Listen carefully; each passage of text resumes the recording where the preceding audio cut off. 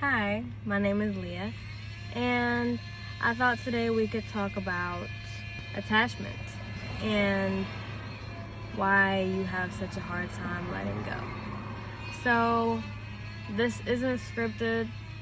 This is just to sit down in my car with me and talk to me. Wow, he's very loud. I'm gonna actually roll up my window because he's overly loud. Give me a quick second. Anyways, because I am 20 and I have been there. Trust and believe, I have been there. I have been an overthinker. I have called men up and I have said the craziest things. I have stalked locations. I have overthought about my career choices and my relationships and my friendships and about myself. Am I a good person? Do I even belong in the rooms that I'm in? Am I doing things of value? And where am I gonna go? Am I even doing things that are worthwhile?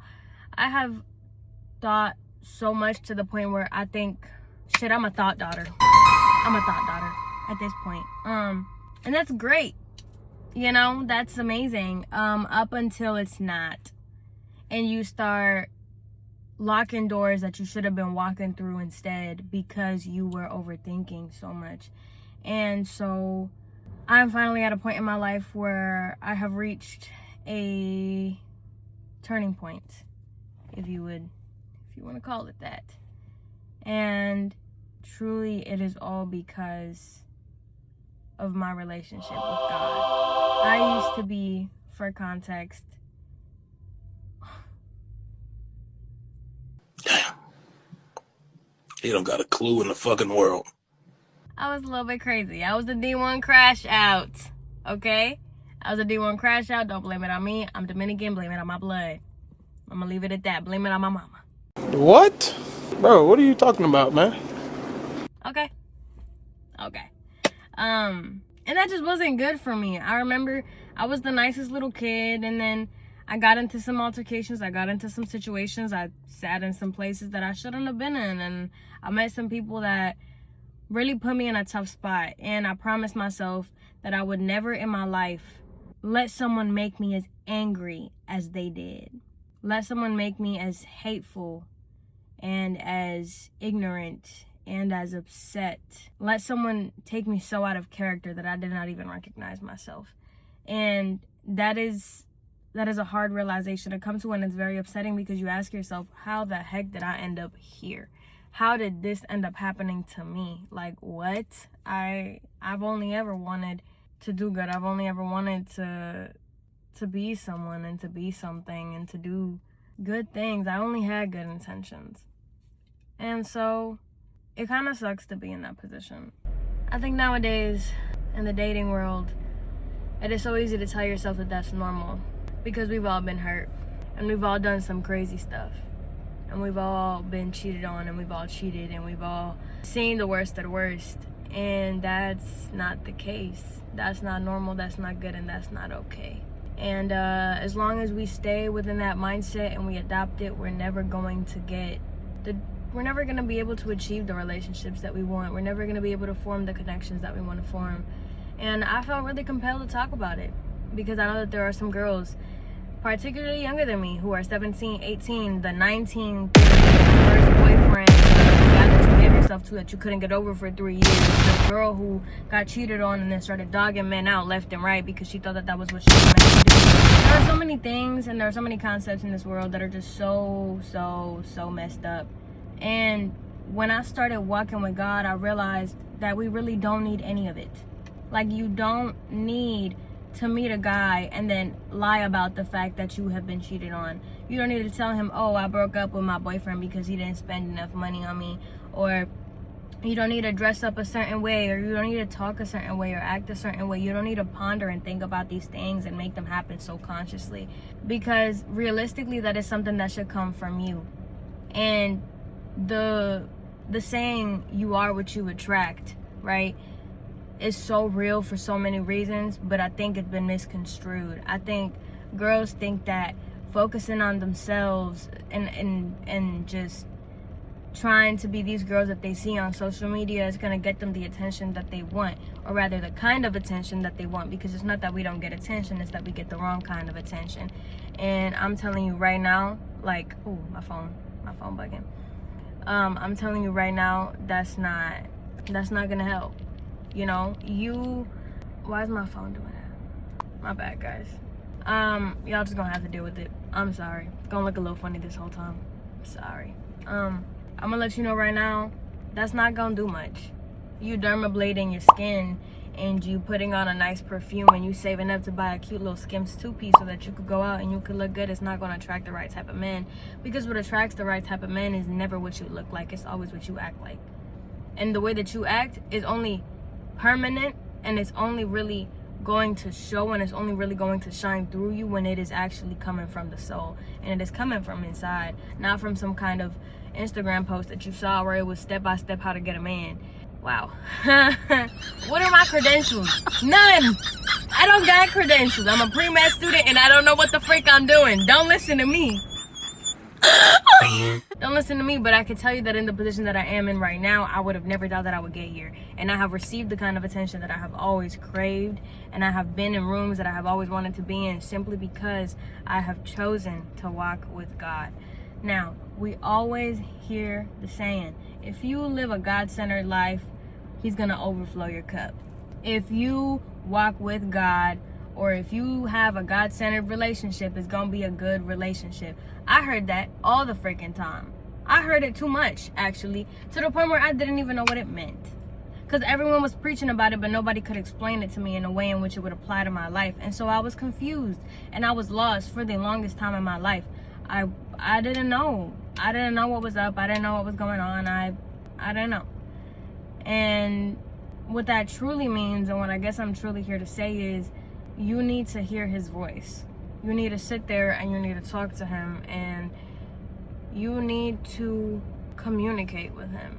Once you realize that every decision you make should not be your own, you are going to find yourself in rooms that you need to be in, and you're going to find yourself living in answered prayers day by day, night by night. I'm not saying every day gonna be good, because God tells us all the time, if you walk with me, it's not all gonna be sunshine and rainbows. It's gonna be snow, it's gonna be thunderstorms, it's gonna be sleet, it's gonna be rain, it's gonna be sunny, overly sunny, it's gonna be cloudy, it's gonna be foggy. But as long as you walk with Him, there isn't thunder that can strike you. There isn't rain that can wet your hair and mess up your silk press. There isn't snow that can make you cold. There isn't lack of food that can make you hungry. Because while you walk with Him, you are full, you are fulfilled. And that's gonna sound so confusing for someone who's never really felt that, who's never really felt the overwhelming feeling, and I guess the feeling of contentness when you are walking with someone. But it is so liberating.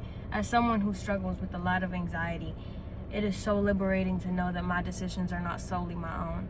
And when I make big decisions, when I make small decisions, I will sit there and I will talk to Him, and I'll be like, Big G, am I supposed to be talking to this guy? Do you want him in my life? What am I meant to do with this situation? What is He meant to be for me? What am I meant to be for Him? I never ask why, because His plans are so complex and they're so intricate that our brain could never begin to comprehend it. But we can ask, what can I do? And ever since I'm going to be so real, and I'm being transparent, I have not been confused. I have not been hurt. I have not been placed in a room where I have been thinking to myself, wow, I'm meant to gain nothing from this situation. My fault, my phone overheated. We back. I went to this club about 2 weeks ago to celebrate a friend who just came back from deployment. And we was at this club, and I was sitting outside because I left early. I didn't really want to be there no more. And this guy sits next to me and he goes, what's a beautiful girl like you doing sitting out here by herself? And I said, wow, they really use those lines? And I said, not that I'm waiting for my Uber, I'm not alone, my homegirls are inside. And he said, oh, okay. And I said, what are you doing here? You look like you're 28, you got a 401k, you got a car, and you got an apartment. What are you doing at Piranha? Shout out Tampa. Shout out Ybor City. And he said, I got out of a divorce a year ago, and I don't really know what I'm looking for.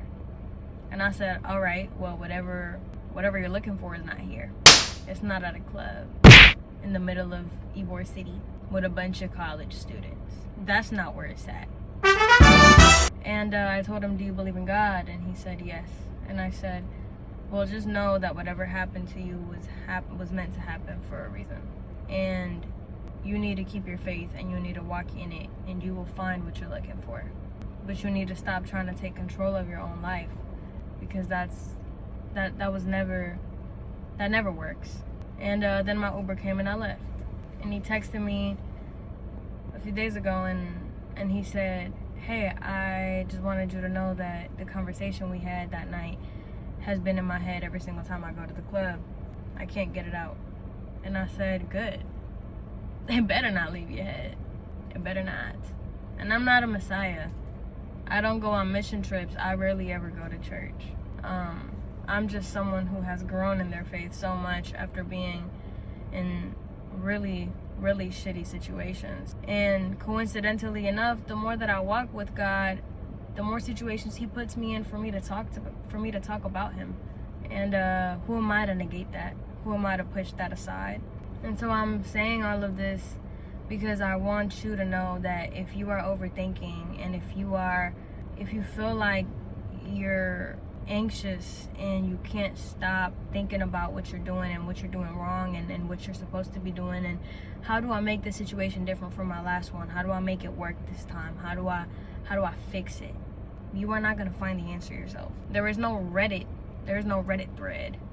There is no YouTube video. There is no how-to Instagram guide. There is no TikTok 3-minute conversation that's gonna heal you within yourself as much as walking with God is going to heal you. And there is no clarity you will find from anything, from anyone, that is going to amount to the amount of clarity that you are going to feel when you understand and you know that your life is not your own. And that is so, I know that can sound daunting. I know that can sound almost hurtful, because it's like, wow, this is my life. I want to do what I want with my life. It takes away the meaning. But the fact of the matter isn't that it's not your life. It is your life. And we have free will. We can do whatever we want. But it's when you run those decisions by God and you tell him, hey, I want to do this. Make sure I do it the right way. That is when, at least for me, everything clicked. Don't do it. Sorry. Everything clicked. And when I started doing that, I saw everything in my life change. I'm someone who has chronic anxiety, and I used to wake up every single day with a terrible weight on my chest, and I don't feel that way anymore. I'm someone who used to meet guys who just wanted to use me for my body, or who just wanted to mess around with me and then cheat on me for some reason or do something stupid. And ever since I have walked with God, that has not been the case in my life. And so I'm not saying this, of course, I decided to record because I told myself we all start somewhere. And I've always wanted to start a little YouTube channel and do the little thing. Hey guys, or whatever. But more than anything, I'm doing this because I know that there are people, particularly young women and young men out there, who need to hear this. And if you are not religious, that is okay. I completely respect that. Thank you for sticking this long. Like, what? That's amazing. But if you are, I want you to know that by walking with God, you are not going to lose yourself. You are going to find yourself. I know it can be a scary thought. I know it can be a scary process. I know sometimes you don't even want to do it because you almost feel like there is such a negative energy around all of these Christians who are so hateful and who are so, they misunderstand this generation and they misunderstand what we're on, right? And what we go through, to the point where it feels like it's not a place for you. But I'm telling you right now, if I, of all people, fit in, you do too.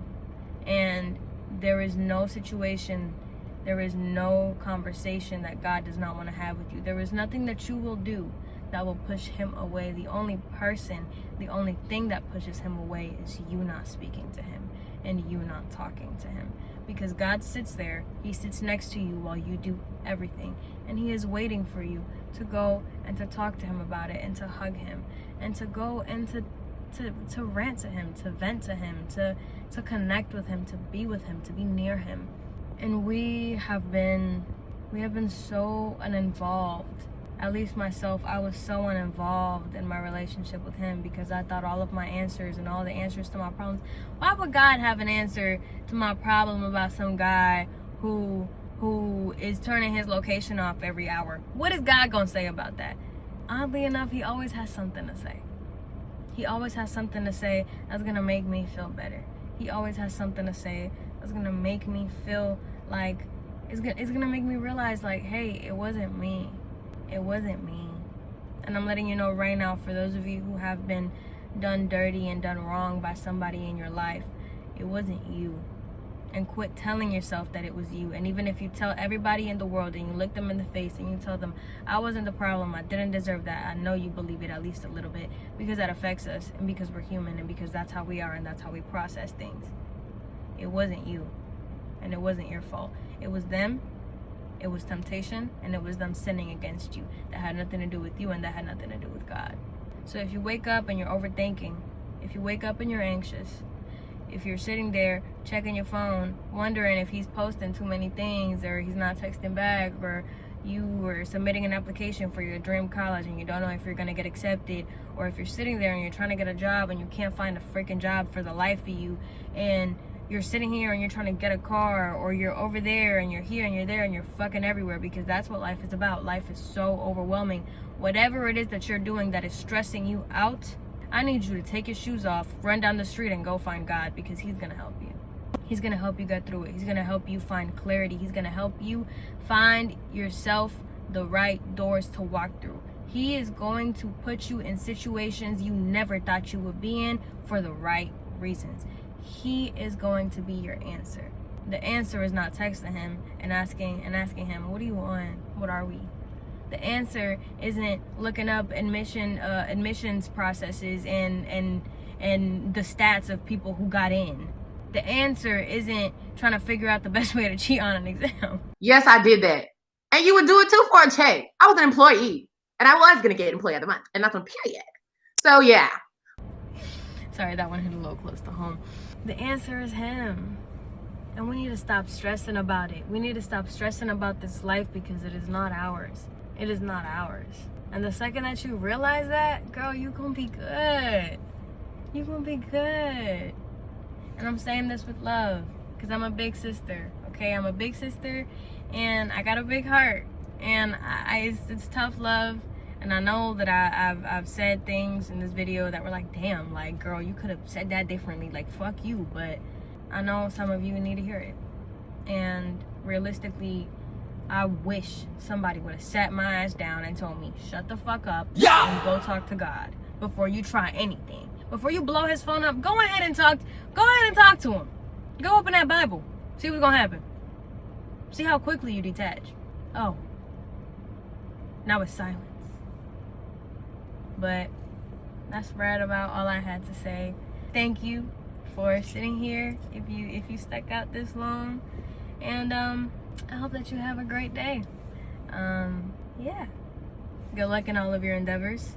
Remember that you are blessed, that you are loved, and most of all, you are wonderfully and fearfully made by an amazing creator. Don't let anybody ever forget that about you. Walk in light.